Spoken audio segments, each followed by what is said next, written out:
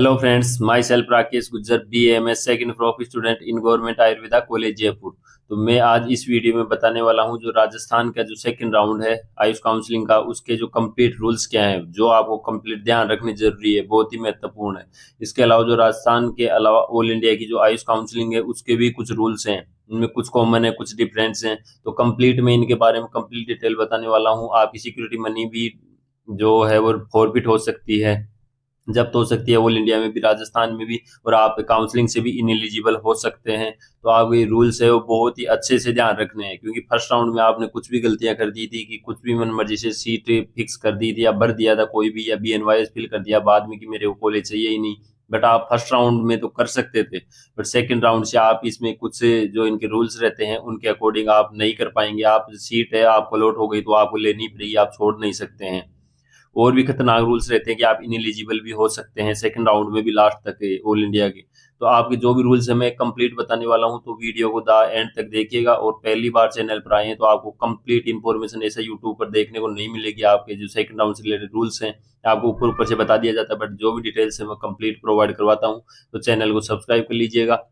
Description में Telegram की link है, वहाँ बहुत सारे स्टूडेंट्स का फायदा हो रहा है, तो आप वो ज्वाइन कर सकते हैं। और जो भी अब रूल्स है वो मैं अब कंप्लीट आपको बताने वाला हूँ। तो सबसे पहला जो रूल्स है, जो राजस्थान की ही जो सेकंड राउंड है उसी से रिलेटेड है, जो फ्रीक्वेंटली क्वेश्चन पूछे जाते हैं उनके मैं आपको डिटेल में एक्सप्लेन करने वाला हूँ। तो आप सबसे पहले देखते हैं द्वितीय चरण में भाग लेने के लिए कौन कौन पात्र है। तो सबसे पहले कि जो ऑल इंडिया में भी यही सीन रहता है, कोई भी सेकंड राउंड तक, second third stay vacancy first तक है तो आप न्यू रजिस्ट्रेशन करवा सकते हैं। तो प्रथम चरण में भाग लेने सब अभ्यर्थी हुए, द्वितीय चरण में नवीन रजिस्ट्रेशन। तो आप जो भी पुराने अभ्यर्थी हैं जिन्होंने रजिस्ट्रेशन करा रखा था, या फिर कुछ ऐसे हैं जिन्होंने रजिस्ट्रेशन करवाया नहीं था फर्स्ट राउंड में, तो सेकंड राउंड में भी इजीली पार्टिसिपेट कर सकते हैं, कोई दिक्कत नहीं आएगी। क्या द्वितीय चरण अपग्रेड करने के क्या प्रावधान है? प्रथम चरण में भाग लेने वाले समस्त अभ्यर्थी द्वितीय चरण में अपनी नवीन चॉइस फिलिंग कर अपग्रेड करने कर आवेदन कर सकते हैं, परंतु यहाँ ये विदित है कि द्वितीय चरण में सीटों का आवंटन सीट मैट्रिक्स में उपलब्ध सीटों का वरीयता क्रम के आधार पर आवंटन किया जाएगा। यह अभ्यर्थी सलाह दी जाती है केवल उन्हीं विकल्पों जो अपग्रेड में जाना चाहते हैं। यदि R2 द्वारा नए विकल्प बनने पर करने पर सीट अपग्रेड हो जाती है तो पहले आवंटित R1 सीट रद्द कर दी जाएगी। इसके अलावा उम्मीदवार को R2 रिपोर्टिंग नियमों के अनुसार R2 अपग्रेडेड सीट पर शामिल होना होगा। तो सीधा सा इस चीज का ये मतलब है कि आप अगर फर्स्ट राउंड में आपको सीट अलॉट हो गई थी, आपने अपग्रेड लगाया, तो अपग्रेड करने पे आपको वही कॉलेजेस फिल करनी है जो आपको चाहिए। ऐसा नहीं है कि आपको जो जो आपने फोर्थ चॉइस पे भरी थी आपको सेकंड वाली मिल गई और फोर्थ वाली आप वापस से फिल कर रहे हैं। ऐसा नहीं, जो आपको चाहिए कॉलेज वही फिल करना है, क्योंकि यहाँ गलतियां नहीं करनी है। मैंने पहले भी बता दिया, आप यहाँ सीट छोड़ नहीं सकते हो, आप ऐसा अपग्रेड लगा सकते हो। तो ऐसा नहीं कि गलती से कहीं आपको टॉप कॉलेज मिली हुई थी, आपने फोर्थ चॉइस वाली भी कॉलेज वहां फिल कर दी, आपने ट्रिपल M जयपुर और फिर नीचे बीकानेर थी, वो उसमें से आपको जयपुर मिल गई, और फिर बाद में पता लगी मेरे को ट्रिपल M चाहिए और ट्रिपल M और बीकानेर फिल करके छोड़ दिया। ऐसा नहीं होगा, तो फिर वहां ट्रिपल M नहीं मिली तो बीकानेर मिल जाएगी, आपको जो लो प्रायोरिटी वाली कॉलेज थी वो अलॉट हो जाएगी। तो इन चीजों का आपको ध्यान रखना है अपग्रेड में। और जो सीट के लिए बोल रहे हैं कि वहां पे आपको अब सेकंड राउंड में आप जाएंगे ना, तो वहां ऐसा हो सकता है कि न्यू कैंडिडेट भी तो आएंगे, तो सीट मैट्रिक्स है, तो जितनी सीट होगी उसके अकॉर्डिंग आपको मिलेगा। अगर नए कैंडिडेट आ गए ज्यादा तो उनको भी वो सीट मिलेगी, क्योंकि मार्क्स के अकॉर्डिंग होगा। ऐसा नहीं है कि आपको जो पहले वाले कैंडिडेट रजिस्ट्रेशन करेंगे उनको सीट मिलेगी, नए वाले आ सकते हैं, तो सीट मैट्रिक्स के अकॉर्डिंग होगा। अब ये क्या द्वितीय चरण में अपग्रेड होने वाले अभ्यर्थियों को कार्यालय काउंसलिंग बोर्ड रिपोर्ट करने अनिवार्य है? हाँ। तो ये लिखा है कि अगर भाई ऐसा हो कि आपको अपग्रेड हो गई और आप घर पे बैठे हैं कि हमें तो अपग्रेड हो गई, अब हमें क्या अपने आप काउंसलिंग का प्रोसेस हो जाएगा, बट नहीं। आपको अगर सेकंड राउंड में काउंसलिंग के राउंड में अगर कॉलेज दूसरी अलॉट हो गई है तो आपको या आयुष भवन में आना ही पड़ेगा, जो पुरानी रिसिप्ट है वो लेकर आना पड़ेगा, और जो भी इससे रिलेटेड DD वगैरह है, या जो अगर आपकी फीस से ज्यादा कोई कॉलेज अलॉट हो गई है, अगर जो आपकी फीस है उससे ज्यादा की फीस की, तब आपको, अगर कम की फीस की हुई है तब तो कोई दिक्कत नहीं है, वो जो आपकी एक्स्ट्रा फीस है वो लास्ट में रिफंड हो जाएगी 5-6 महीने बाद। बट अगर ज्यादा फीस है तो आप DD नहीं लेके आए तो ऑनलाइन जमा करा सकते हैं, कोई दिक्कत नहीं है। तो ये रूल है कि आपको आना पड़ेगा आयुष भवन में, फिक्स है। फिर उसके बाद जो कॉलेज अलॉट हुई है उसमें जाना पड़ेगा, जो पुरानी फीस रिसिप्ट और अलॉटमेंट लेटर वो लेकर आना पड़ेगा। या द्वितीय चरण में अपग्रेड नहीं होने वाले अभ्यर्थियों को कार्यालय काउंसलिंग बोर्ड में रिपोर्ट करना अनिवार्य है? नहीं।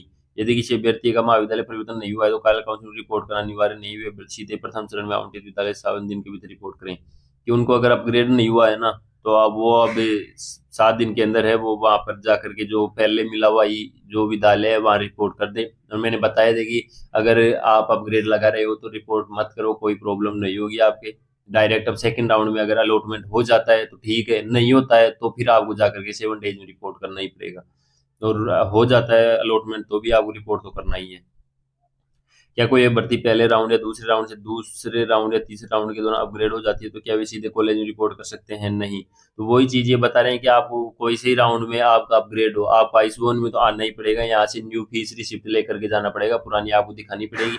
उसके बाद यहाँ से आपका जो रिसिप्ट का या कंप्लीट प्रोसेस होगा, उसी के बाद आप जो कॉलेज है वहां पर जाकर के रिपोर्ट कर सकते हैं। डायरेक्ट कुछ भी प्रोसेस नहीं होगा, आईस 1 आपको आना मैंडेटरी है। यदि कोई अभ्यर्थी प्रथम चरण के बाद के पश्चात के चरणों में यदि अपग्रेड होता है तथा निर्धारित समय काउंसलिंग बोर्ड रिपोर्ट करने में विफल रहता है तो आवंटित सीट का क्या होगा? तो ये है कि अपग्रेड हो जाती है बट वो काउंसलिंग में आता ही नहीं है यहाँ, तो वो सीधा से है कि वो काउंसलिंग के चरणों में अपग्रेड होता है तो निर्धारित समय काउंसलिंग बोर्ड रिपोर्ट करने में विफल रहता है, उसके अनुपस्थित मानकर सीट को वैकेंट सीट मान लिया जाएगा। तो आपको यहाँ अगर मिलती है, और एक चीज का और है, आपको अगर अपग्रेड हो गए हैं तो पुरानी वाली सीट तुरंत रद्द हो जाती है, तो आपको दोनों ही सीटें खराब हो जाएंगी, आपको कुछ भी नहीं मिलेगा। तो इस चीज का ध्यान रखना बिल्कुल। तो आपकी जो सिक्योरिटी मनी है वो तो जाएगी। सेकंड राउंड में आपको अगर सीट मिल गई और आप उसको ले नहीं रहे हो तो आप अपग्रेड लगाओ, तब वही चीज सुनोगे, हमें जो कॉलेज चाहिए वही फिल करना, सोच समझ के, वरना फिल ही मत करना। क्योंकि आपको जो कॉलेज मिली हुई है वो भी रद्द हो जाएगी, और न्यू कॉलेज मिल गई और फिर आप सोच रहे हैं कि ये कॉलेज भी नहीं चाहिए मेरे को, तो आप छोड़ नहीं सकते, आपके पास कोई ऑप्शन नहीं है, वो कॉलेज लेनी पड़ेगी आपको। तो आप अपग्रेड लगाए, सोच समझ कर के लगाए, आपकी सिक्योरिटी मनी है वो सेकंड राउंड में जब्त कर ली जाएगी। उन्हीं विकल्पों को भरे जो अपग्रेड में जाना चाहते हैं, और ये अपग्रेड के पश्चात अनिवार्य रूप से काउंसलिंग बोर्ड में रिपोर्ट करना होगा। तो ये मैंने बता दिया, काउंसलिंग बोर्ड में तो आना ही पड़ेगा आपको आईस 1 में। क्या द्वितीय चरण में अपग्रेड होने वाले अभ्यर्थी प्रथम चरण में आवंटित महाविद्यालय को बरकरार रख सकते हैं? तो ये मैंने बता ही दिया कि वो रद्द हो जाएगी, तो नहीं रख सकते, क्योंकि अपग्रेड होने के बाद प्रथम चरण में आवंटित की गई सीट तुरंत स्वचालित रूप से रद्द हो जाएगी, जिनमें सीट किसी और को आवंटित कर दी जाएगी। तो वो ये, क्योंकि इसमें साथ में प्रोसेस होता है, जो आपने फिल की है, तो आपने जो अगर वो सीट छोड़ दी है तो दूसरे को मिल जाएगी, आपको नहीं मिल, आपने रिपोर्ट नहीं किया या आगे की जो प्रोसेस है उनमें वो डायरेक्ट है, वो दूसरे को अलॉट हो जाती है और सीटें फिल हो जाती हैं, फिर नेक्स्ट राउंड में वो प्रोसेस होता है। तो आपको जो ये बता दिया, फीस रिसिप्ट लेनी पड़ेगी, द्वितीय राउंड की 7 दिनों रिपोर्टिंग करना अनिवार्य है। तो सेकंड राउंड के बाद तो आपको जो है कॉलेज में रिपोर्ट करना अनिवार्य है 7 डेज में। फर्स्ट राउंड के लिए चल जाता है, बट सेकंड राउंड में आपको रिपोर्ट करना जरूरी है 7 डेज में। क्या द्वितीय चरण काउंसलिंग फी सिक्योरिटी अमाउंट संबंधित क्या प्रावधान है? यदि किसी व्यक्ति द्वितीय चरण अन्य पश्चात महाविद्यालय आवंटित होता है तथा अभ्यर्थी निर्धारित समय काउंसलिंग बोर्ड में रिपोर्ट करने में असमर्थ रहता है तो काउंसलिंग फी से सिक्योरिटी फी जब्त कर ली जाएगी। हाँ, तो ये तो मैंने बता दिया, सेकंड राउंड में आपके पास कोई ऑप्शन नहीं है, आपको कॉलेज मिल गई तो आप ज्वाइन कर लेते हैं तो आपकी सिक्योरिटी मनी आई जाएगी, कोई दिक्कत ही नहीं है। आप अपग्रेड लगाते हैं तो भी आपकी आ जाएगी सिक्योरिटी मनी। बट आप अगर कॉलेज ही छोड़ रहे हो डायरेक्ट सेकंड राउंड में, कि जो कॉलेज अलॉट होगी कि अब मेरे को चाहिए ही नहीं, तो सीधी है आपका जो सिक्योरिटी अमाउंट है वो फॉरफिट कर लिया जाएगा, आपको सिक्योरिटी अमाउंट नहीं मिलेगा। अब ये एक ही है कि अखिल भारतीय कोटे सीट आवंटन में पश्चात भी राज्य को ठीक सीटों पर पूर्व में प्रवेशित अभ्यर्थियों के लिए प्रावधान है। तो ये रूल थोड़े से खतरनाक है, ऑल इंडिया के लिए रहता है कि सेकंड राउंड के लिए नहीं है ये, मेनली थर्ड राउंड के लिए है। बट यहाँ सेकंड राउंड में लिखा हुआ है कि जो सेकंड राउंड में अगर सीट अलॉट होती है, फिर जो ऑल इंडिया का सेकंड राउंड है, तो वहाँ ये है कि आप सीट तो छोड़ सकते हैं सेकंड राउंड में, बट उनके रूल्स है, मैं वो लास्ट में बताऊंगा, एक बार आप लास्ट तक देखो तो वहाँ आपको ये चीज़ है वो समझ आ जाएगी कि सेकंड राउंड में भी ऐसा है कि सेकंड राउंड में ऑल इंडिया में आपको अलॉट हो गई है तो आपको वो सीट लेनी पड़ेगी, नहीं आपकी वहाँ जो फीस फॉरफिट है वो हो जाएगी, और आगे के रूल्स है वो मैं बताता हूँ। तो ये चीज हो गई। अब इसके बाद जो सेकंड राउंड के और भी कुछ रूल्स हैं वो आप यहाँ देख सकते हैं कि इलिजिबल कौन कौन है। तो यहाँ देख लो कि जो फर्स्ट राउंड की काउंसलिंग है, she will have appear the person the office of counselling board भी, तो जो आपको अगर जहाँ आपको अगर सीट जो सरेंडर करनी है ना, जो मैं अब लास्ट में बताऊंगा कि आप ऑल इंडिया में अगर सीट मिल गई है तो आप राजस्थान की सीट छोड़ना चाहते हैं तो उसके क्या रूल्स हैं। तो आप अगर आपको राजस्थान में फर्स्ट राउंड में सीट अलॉट हो गई है, बट आपको जो सेकंड राउंड का शेड्यूल आता है ना, सेकंड राउंड का शेड्यूल आएगा, अब जैसे ही मान लो 25 तारीख को आपको ऑल इंडिया में सीट अलॉट हो गई, तो आपको जो सीट है वो राजस्थान वाली सीट छोड़नी है। तो जैसे ही सेकंड राउंड का शेड्यूल आता है उससे जस्ट पहले आप, सेकंड राउंड का 26 27 28 के आसपास आने के चांस है, तो उससे पहले आपको तुरंत सीट अलॉट होते ही आपको आईस 1 आना है, यहाँ के जो भी डॉक्यूमेंट्स आपके वो कंप्लीट लेकर के और बोलना है कि अब मेरे को सीट है वो कैंसिल करवानी है, मेरे को ऑल इंडिया में सीट लेनी है, तब आपकी वो सिक्योरिटी मनी वो मिल सकती है। वरना आप लेट हो गए कि सेकंड राउंड का शेड्यूल आ गया, क्योंकि उसमें सीट मैट्रिक्स आ जाती है, फिर आपने कैंसिल लेट कराई है, वो सीट मैट्रिक्स में किसे एडजस्ट करेंगे। तो ये सीन है, तो आपको तुरंत करना पड़ेगा आईस 1 में आकर के, तभी ये सीट आपकी कैंसिल हो सकती है, वरना आपकी सिक्योरिटी मनी है वो फॉरफिट कर ली जाएगी। अब सेकंड राउंड के एलिजिबल है, इसके ये रूल्स हैं वो आप अच्छे से देख सकते हैं, इसमें कोई एक्स्ट्रा रूल नहीं है। बट आप इनएलिजिबल हो जाते हैं ऑल इंडिया काउंसलिंग से, तब आप पार्टिसिपेट नहीं कर पाओगे। तो ये रूल्स हैं वो आप अच्छे से पढ़ लो, वैसे बेसिक है। न्यू रजिस्ट्रेशन कैंडिडेट भी आ सकते हैं, पुराने भी आ सकते हैं, जिनको सीट मिली है वो भी आ सकते हैं, नहीं मिली है वो भी आ सकते हैं, सब आ सकते हैं वैसे नॉर्मली। बट ये रूल आप अच्छे से एक देख लो कि इंपॉर्टेंट नोट है कि the candidate who have been found ineligible by AACCC for participation in admission counselling process in any state will not be eligible for participation in admission counseling board conducted by the counseling board। तो वो rule मैं बता रहा था ना कि all India के लिए कोई खतरनाक रूल है, क्योंकि वहां अगर आप सीट मिल गई और आप छोड़ देते हैं, सेकंड राउंड में भी रूल है वो और थर्ड में भी है, वो मैं डिटेल में आगे आपको बताऊंगा। तो अगर आप वहां कोई सीट छोड़ देते हैं तो आपको वहाँ इनएलिजिबल लिस्ट में डाल दिया कि वहाँ आपने रूल फॉलो नहीं किया, तो आप राजस्थान की काउंसलिंग में ऐसा नहीं कि आपको वहाँ इनएलिजिबल लिस्ट में डाल दिया और आप वो सोच रहे हैं कि मैं तो राजस्थान में ले लूंगा, कोई दिक्कत नहीं है। या आप आके जैसे रजिस्ट्रेशन करोगे आप इनएलिजिबल लिस्ट में आपको आउट कर दिया जाएगा काउंसलिंग से, यहाँ भी आप सीट नहीं ले सकते, वहाँ भी सीट नहीं ले सकते। इसलिए मैं बोल रहा हूँ कि ये रूल्स हैं वो आप अच्छे से समझ लो, आपको ऐसे कोई भी डिटेल में अच्छे से नहीं बताएगा। अब मैं आगे कुछ और रूल्स हैं वो ये काउंसलिंग से रिलेटेड थे वो बता देता हूँ कि अगले चरण की काउंसलिंग प्रक्रिया कब प्रारंभ होगी। तो ये आगे जैसे ही आपको वेबसाइट पे में देखने को मिल जाएगा, तो ये आपके रिपोर्ट करने से संबंधित है कि महाविद्यालय जो अलॉट हुआ उसमें रिपोर्ट करने से संबंधित। तो काउंसलिंग बोर्ड द्वारा प्रदत्त फीस रिसिप्ट हो गया, अलॉटमेंट लेटर हो गया, समस्त मूल दस्तावेजों की छायापत्री, माइग्रेशन स्थानांतरण प्रमाण पत्र ये होते हैं कि आपकी ओरिजिनल चाहिए, और ये जो कंप्लीट फोटोकॉपी मैंने वीडियो प्रोवाइड करवा दिया है, पहले ही करा रखा है, वो आप चेक कर सकते हो कॉलेज की रिपोर्टिंग के टाइम आपको क्या क्या चाहिए। अब ये हो गया कि आपको दिशा निर्देश दे रखे हैं कि आपको क्या करना है। यहाँ आपको सीट को जो आयुष भवन में आएंगे आवंटित कॉलेज में उपस्थित होने से संबंध में, तो ये जो है कि आयुष यूजी कक्ष में मूल दस्तावेज फीस जमा कराने पर काउंसलिंग अधिकारी हस्ताक्षरित फीस रिसिप्ट प्राप्त करें। तो आप अगर अब सेकंड राउंड में कॉलेज लौट होती है तो आएंगे, तब आपको इन चीजों का ध्यान रखना है कि आपको फीस रिसिप्ट लेनी है, वो कंप्लीट डॉक्यूमेंट्स आपको लेने के बाद आगामी चरण में अपग्रेडेशन होने पर पूर्व चरण का अलॉटमेंट लेटर है फीस रिसिप्ट की प्रति आगामी काउंसलिंग राउंड में प्रस्तुत करना अनिवार्य है। तो आपको जो पुराना अलॉटमेंट लेटर है वो भी रखना है और फीस रिसिप्ट है वो भी रखनी है, ताकि आपको अपग्रेडेशन हो तब आपको काम आ सके। अलॉटमेंट लेटर में उल्लेखित समयावधि में आवंटित कॉलेज में उपस्थित होना है।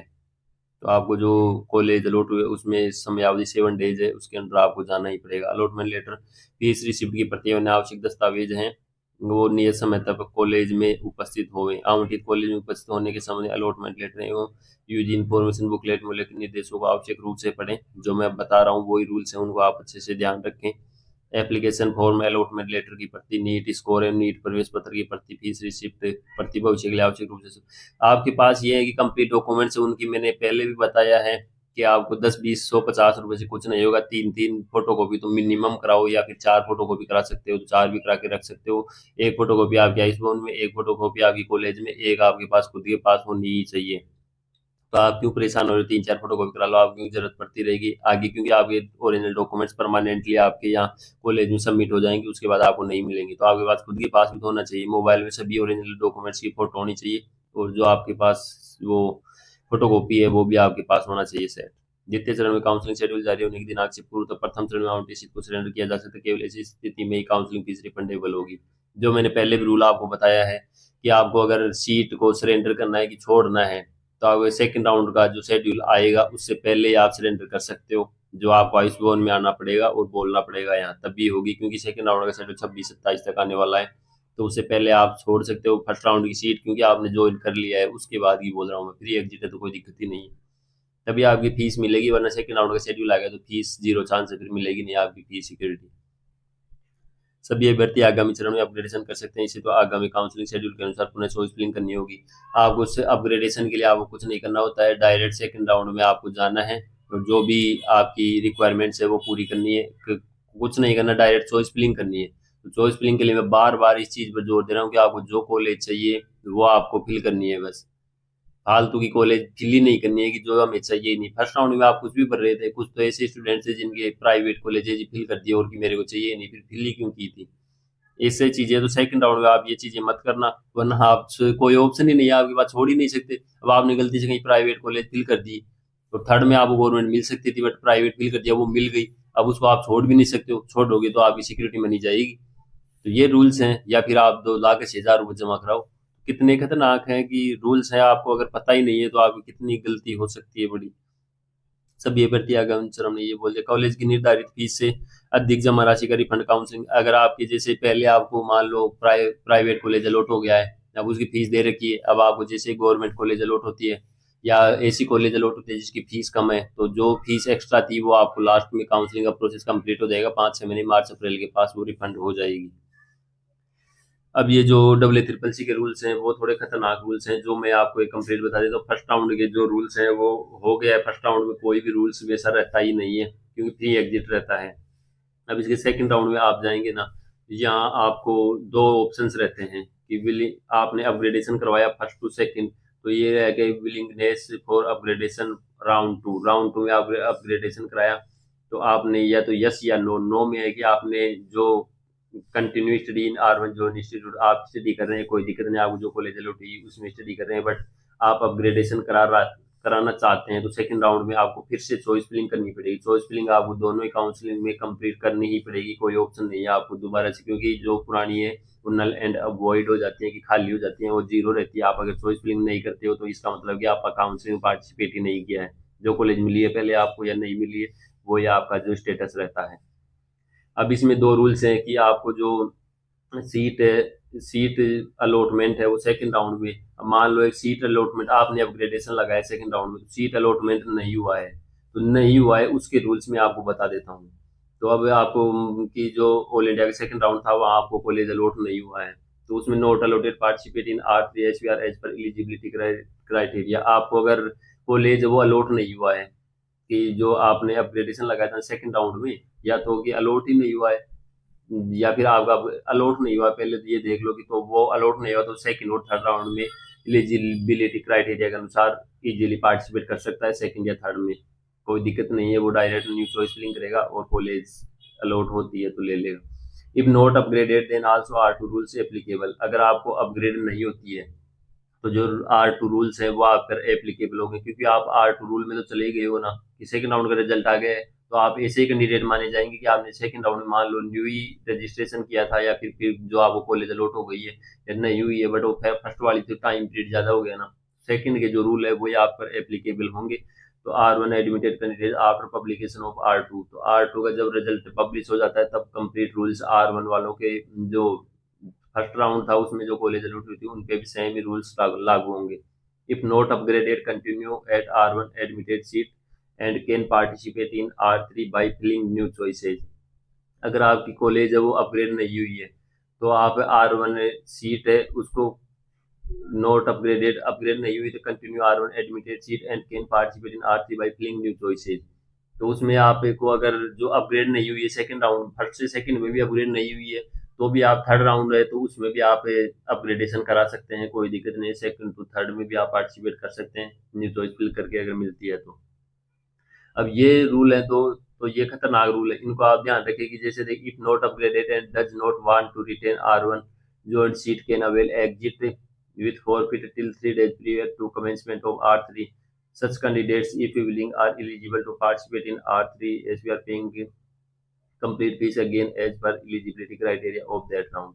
तो मैं बता रहा था कि सेकंड राउंड में आपके पास कोई वो ऑप्शन नहीं रहता है कि सेकंड राउंड के बाद, तो ऐसा है कि सेकंड राउंड में आपको सीट जो फर्स्ट वाली थी, फर्स्ट राउंड में अलॉट हुई हुई थी सीट, अब आप सेकंड राउंड में चले गए, सेकंड राउंड में आपको अपग्रेड नहीं हुई सीट, बट फिर आप ऐसा सोच रहे हो कि मेरे को ये सीट छोड़नी है, फर्स्ट राउंड में जो अलॉट हुई थी, तो रूल तो सेकंड वाले लागू होंगे कि फर्स्ट राउंड में आपको सीट अलॉट हुई थी बट सेकंड में अपग्रेड नहीं हुई, अब मैं सीट है वो छोड़ना ही चाह रहा हूँ, मेरे को कॉलेज चाहिए ही नहीं।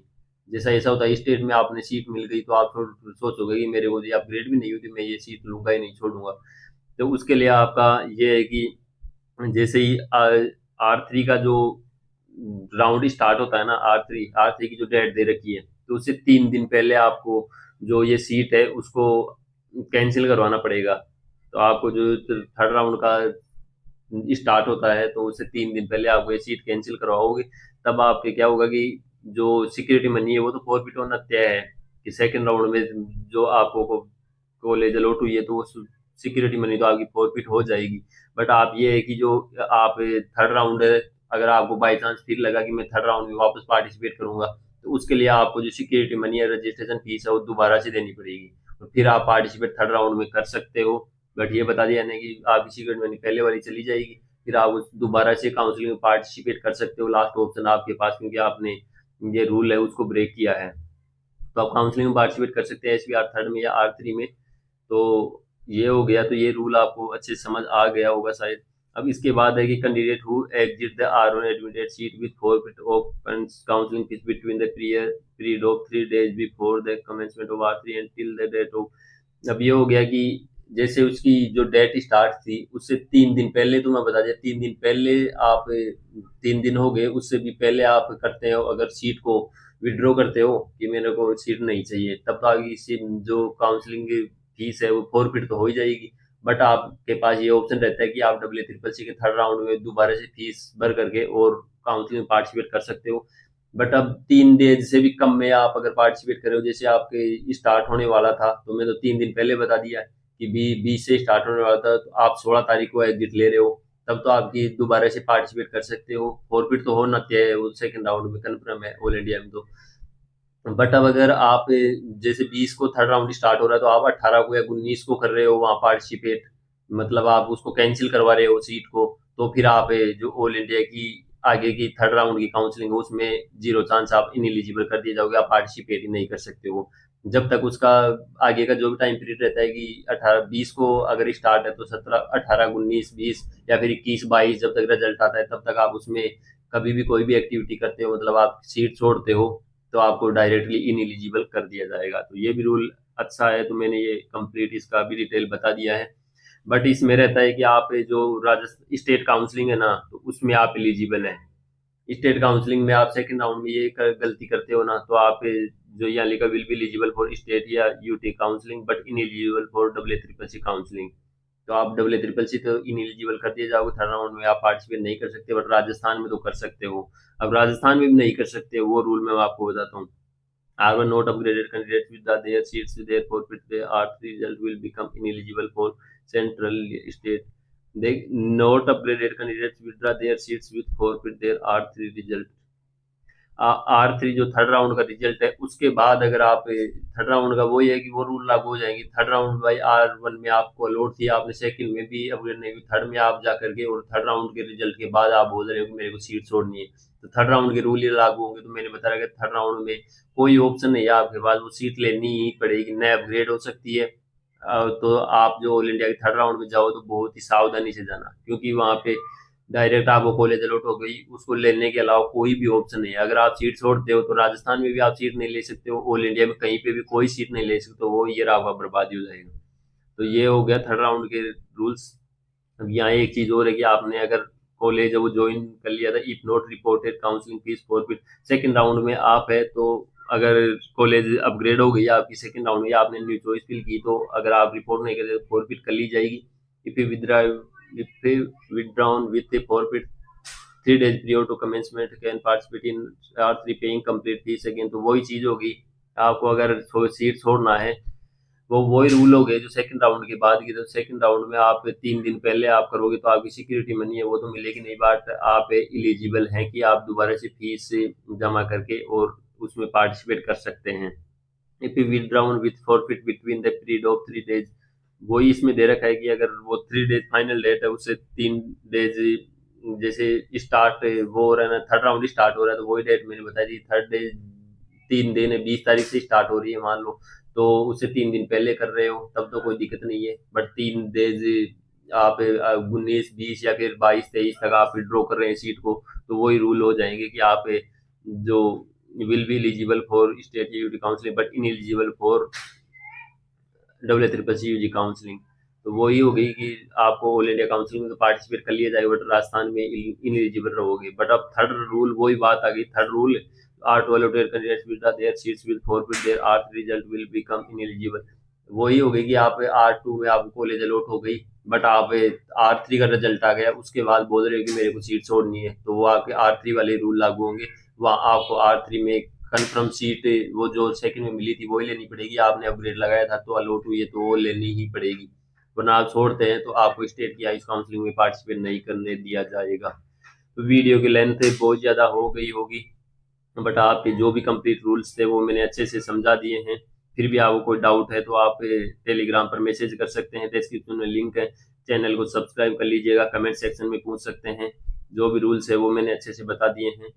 ऐसा आपको कहीं पे भी अच्छे से रूल्स नहीं बताए जाते हैं, कंफ्यूजन होता रहता है, इसीलिए मैंने ये बताया। बट आपको ये चीज़ें अच्छे से बहुत ही ज़्यादा ध्यान रखना है, वरना आपकी सीट पर बहुत ही ज़्यादा प्रॉब्लम हो सकती है।